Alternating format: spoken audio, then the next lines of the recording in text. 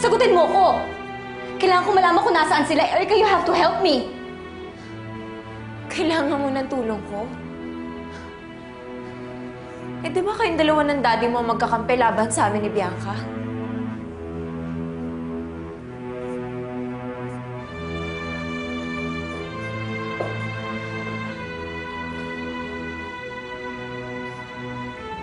Erica, kung ano man yung nangyari noon, kung ano man yung mga nagawa ko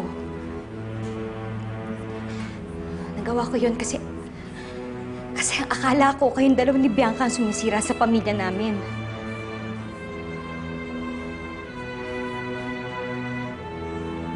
Pero ngayon alam ko na hindi yung nangyari. Kasi nakita ko na yung tunay na kulay ni Daddy.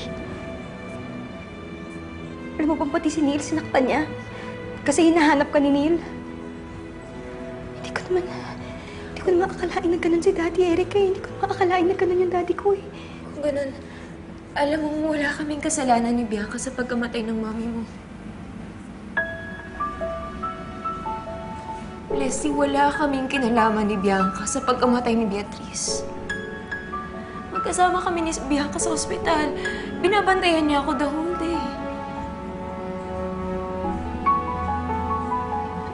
Imposible yun kasi merong ebidensya eh. May ebidensya eh. Nangagamit ni Beatrice. Leslie, sa tingin mo ba kung pinagplanuhan namin ni Bianca to? Magdadala pa ba kami ng ebidensya para gamitin laban sa amin?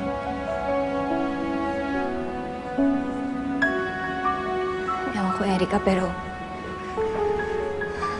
kung hindi ikaw, kung hindi si Bianca, sino naman ang gagawa nun sa mami ko? Si Jaime. Si Jaime ang pumatay kay Beatrice. Leslie, inamin niya na sa akin. Inamin niya na rin pati kina Bianca at pati kay Jake.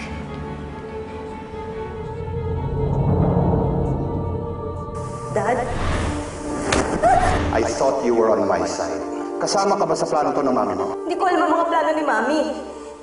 Tumawag lang siya sa akin, humingi ng tulong, kaya tumulong ako sa kanya. Ow, Dad!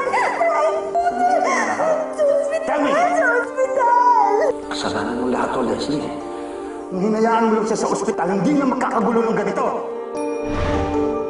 Ikaw, sigurado ka ba, ate, na hindi si Daddy ang gumawa nun? He was with me last night, Jake. Were you with him all night? Kung kaya mong patunayan na magkasama nga kayo kagabi, doon lang ako maniniwala na ibang may gawa nito kay Mami.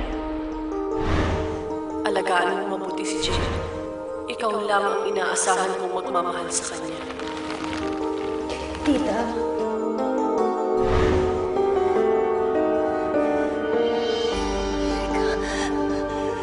Kailangan mo sabihin sa akin kung nasaan si Jake. Kailangan ko malaman kung nasaan si Jake ngayon na kasi kung totoo yung sinasabi mo. Si Daddy nga ay pumatay kay Mami. Kaya hindi ko alam kung anong pwede niyang gawin kay Jake.